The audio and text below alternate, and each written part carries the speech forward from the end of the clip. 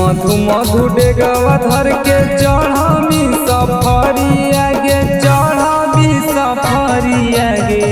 मधु मधु डेगवा धर के चढ़मी सफरी आगे चढ़मी सफरी आगे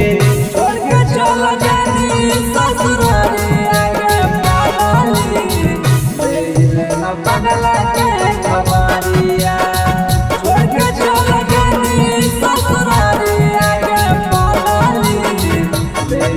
न पगला के खबरिया सूर्यता में खड़ा हलियो देखनी नहीं नजरी आगे देखनी नहीं नजरी आगे सूर्यता में खड़ा हलियो देखनी नहीं नजरी आगे देखनी नहीं नजरी आगे छोड़ के चल जानी ससुरारी आगे पागली न पगला के खबरिया छोड़ के चल जानी ससुरारी आगे पागली न पगला के खबरिया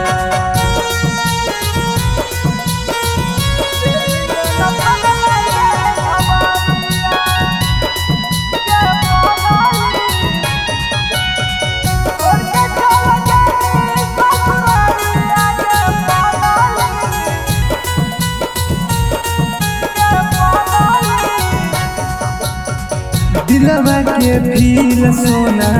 केकरा से कहबैगे तनिको न सोचले तोरा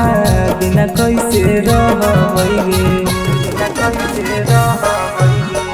दिलवा के फील सोना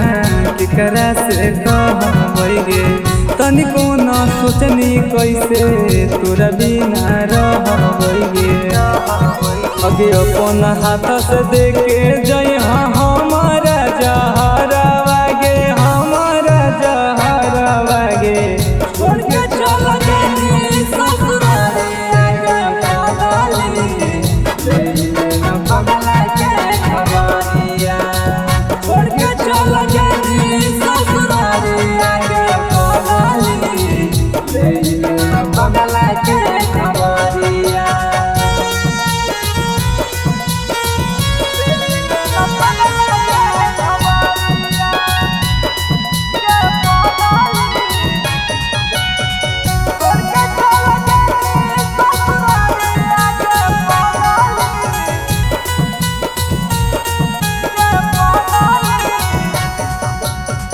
तोरा बिना दुनिया जान लगो अंधार गे पगला के कान के हालत होल हो खराब गे तोरा बिना